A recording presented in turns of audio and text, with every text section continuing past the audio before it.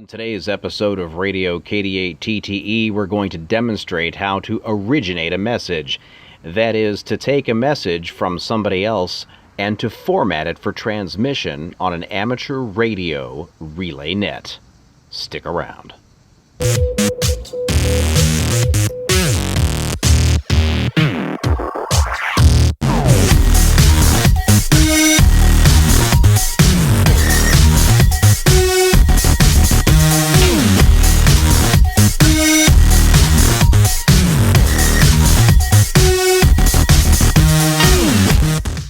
Astronauts Bob Behnken and Doug Hurley recently made history when they flew a commercial space flight up to the International Space Station. It's the first time that an American spacecraft has gone to the International Space Station since 2011, and the first time that it was done as a commercial space flight. American Radio Relay League North Texas Section Traffic Manager Aaron Hewlett, K8AMH, had a project that was going on and was conveniently timed for me. My youngest son's day camp was recently conducting what they called Space Week, talking with the kids about outer space and space exploration. I decided that I could participate in Aaron's project by volunteering to act as a relay station so that the kids would be able to send notes of congratulations to the astronauts via amateur radio. This is what we did. I worked with the counselors, and they each had a room of kids send a message of congratulations that came to me. I then originated that traffic, putting it in the form of a radiogram for relay, and then I relayed that traffic from Ohio to Texas. From that point on, Aaron was able to relay that on to NASA, and we are hopeful that NASA will send those messages up to the astronauts before they've returned. In any case, we're expecting that they will be able to see those notes of congratulations. Let's take a look at how the project worked. So the first order of business, of course, was to get the messages themselves.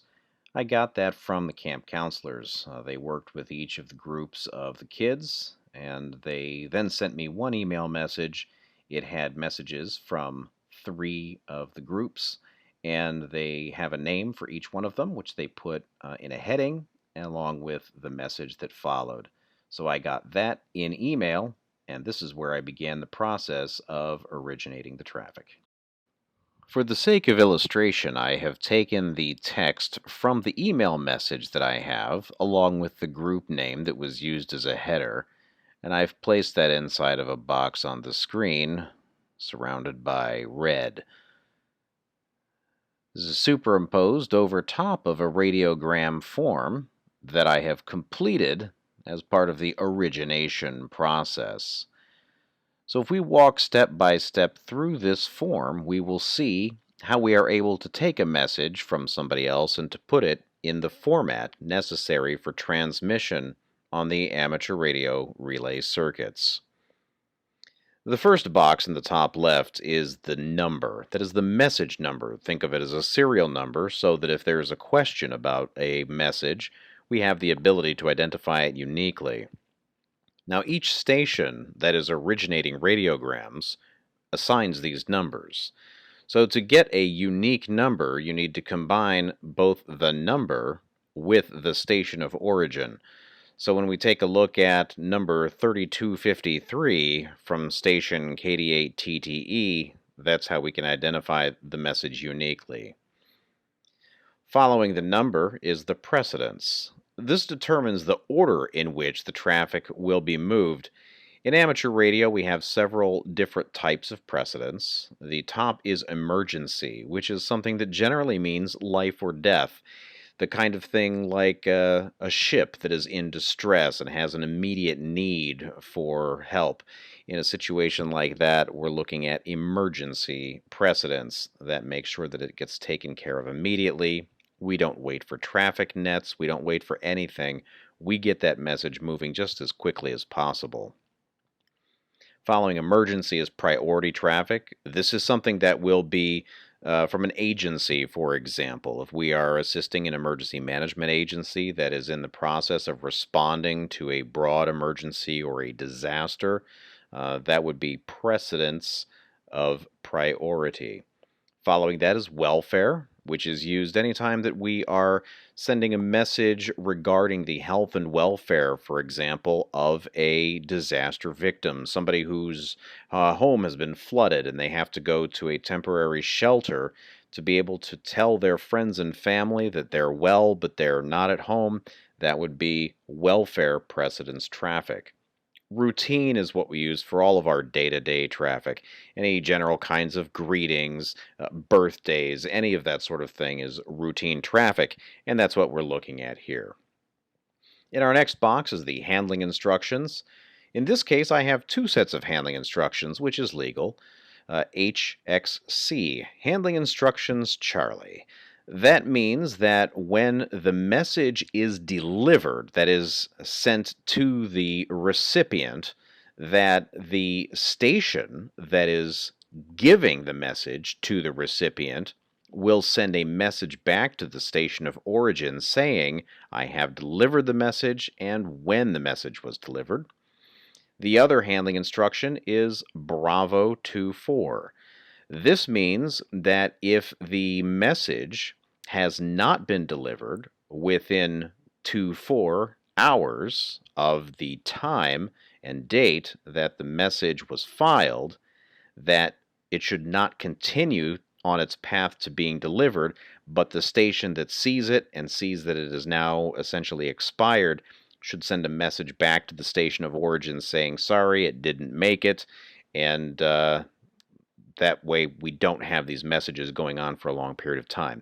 This is a way that we're able to have routine traffic handled quickly so that a station that receives a message like this, when they see those handling instructions, they'll know not to sit on it for a couple of days, or if they have something where they're going to be operating their home station, they take the traffic, but they're not going to be back on the air for another day or two, a station will not take that traffic, will not sit on it. In that case, we'll make sure that it gets to a station that will be on the air and is able to keep it moving. Handling instructions come in several different types. We won't go into all details for all of the different options, but this demonstrates two different options. The station of origin. This is the call sign of the amateur station that originated this radiogram. So if there are any questions, comments, a service message that needs to go back because it did not make it in the 24 hours, for example, or the message that says, yes, I delivered the message for you at this time, those all need to go back to the station of origin. Our next box is the check.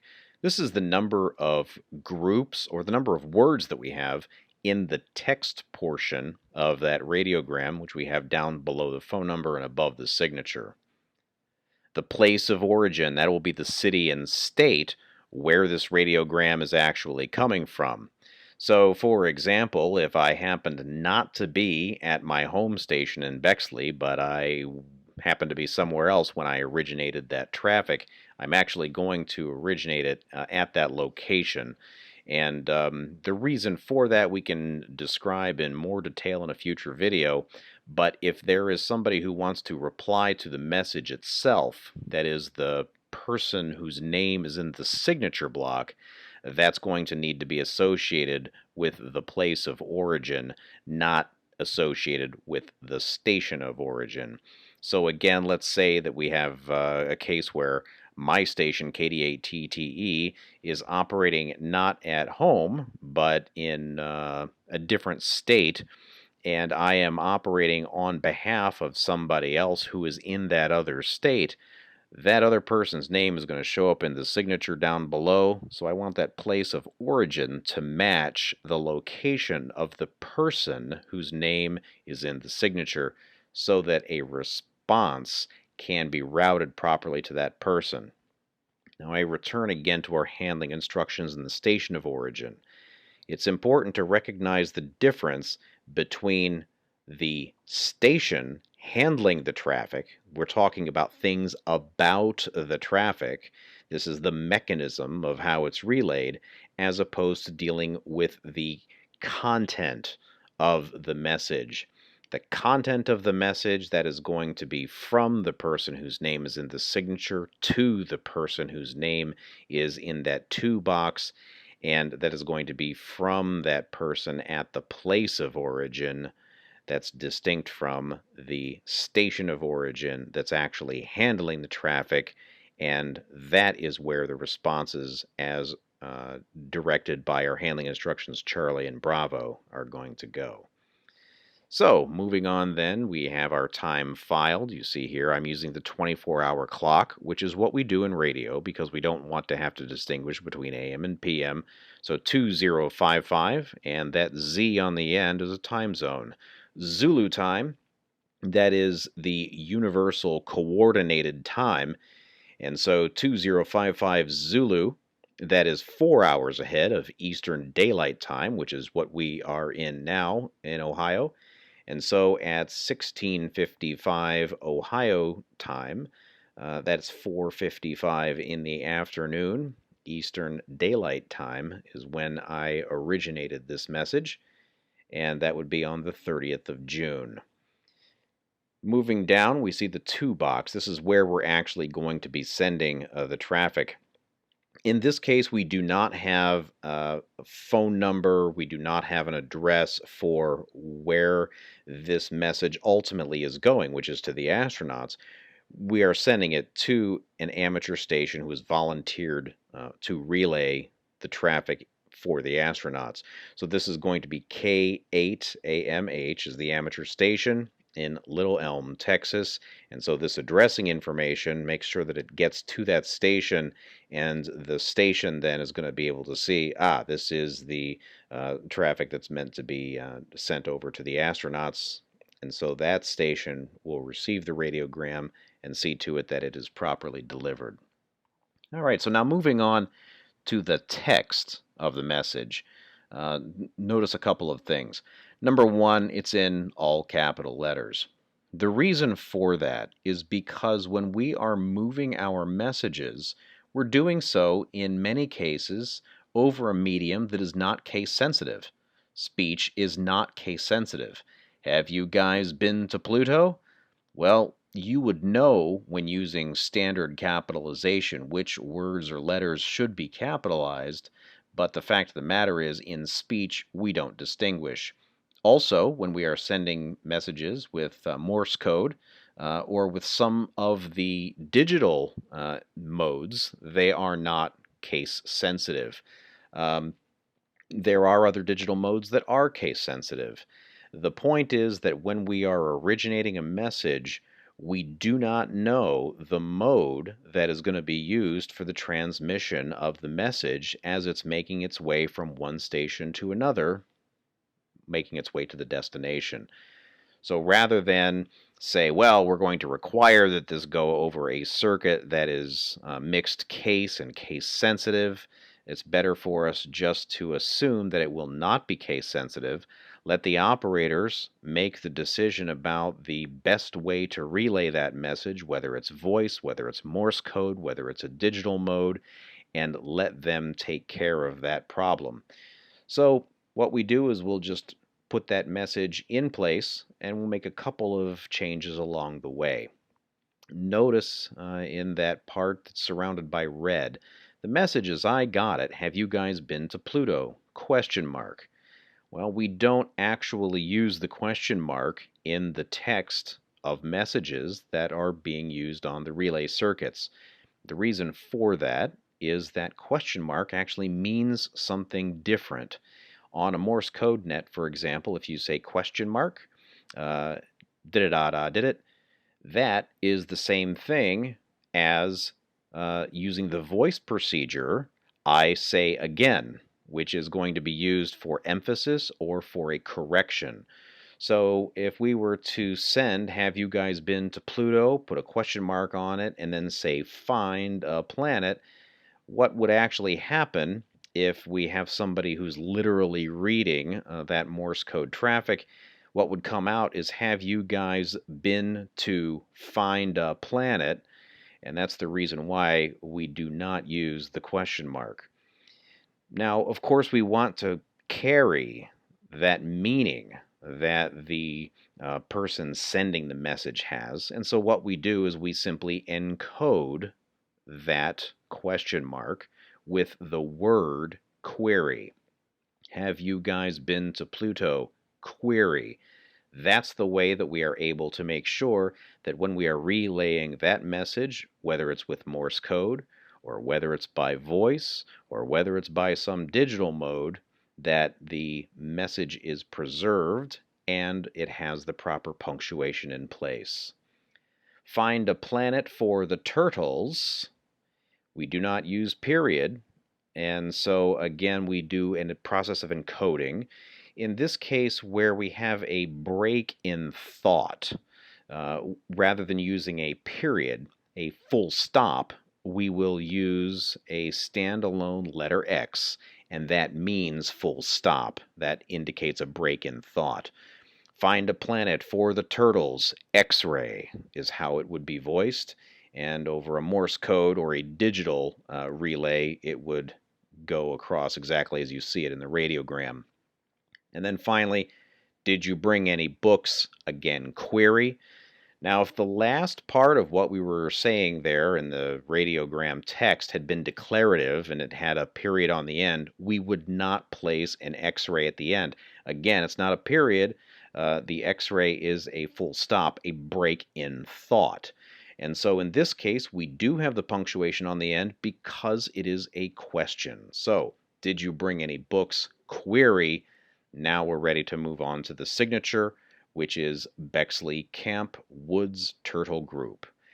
Now, if there's a response that comes back from the astronauts, the way that that could be handled is that they would take a look at the place of origin, they would see the signature, and they could say, all right, we're going to send that to the Bexley Camp Woods Turtle Group in Bexley, Ohio. Now, that might not be enough information for it to make it all the way to its destination.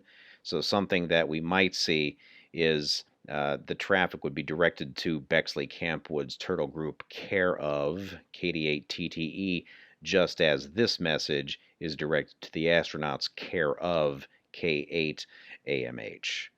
And so this is the process of origination. We are taking the thoughts and the expressions of a person who is not necessarily a radio operator, and we are putting those thoughts into the proper format for relay, so that as a radio operator transmits the message and another radio operator receives the message, it will have perfect fidelity.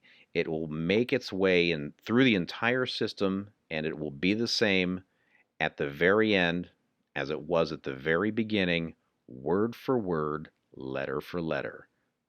So that sounds great in theory, but how does it work in practice?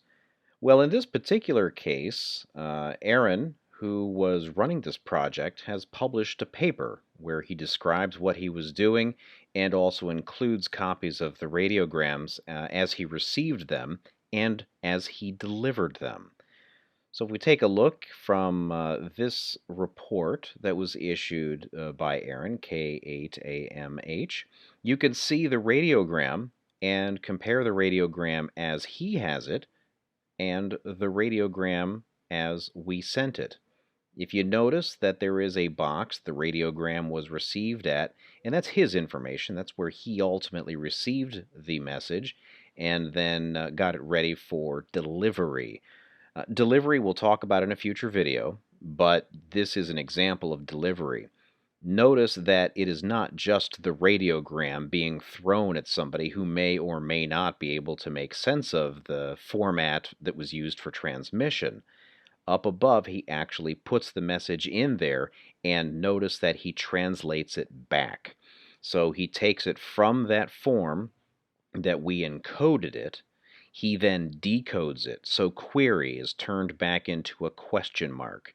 The X-ray full stop is turned into a period. Pluto is capitalized. Now, in some cases, you might say, well, the message should actually be sent in all capital letters as it's written. It can be, and there's no reason why that's bad. And sometimes that can be useful, especially in traffic that is being sent on behalf of an agency. You might want to make sure that they understand that this came over a medium that is not mixed case.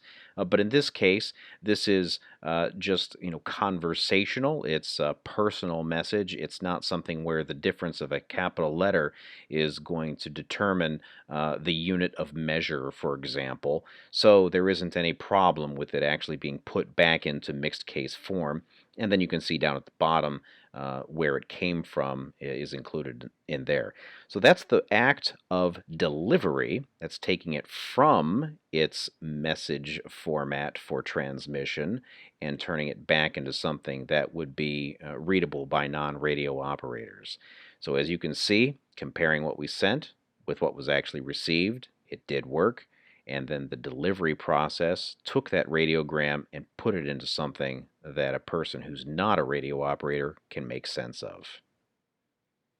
So this video has been all about the process of origination, how we can take a message from somebody who might not even be a radio operator and get that message in a format that will allow it to be transmitted and to be able to be relayed over radio, ultimately making it where it needs to go. This particular case, we can see that it did in fact work, and this is going to be followed up with the next video on the transmission, and I'll show you how I actually transmitted the message, and then we'll follow up with another video going into more detail on the process of delivery. KD8TTE out.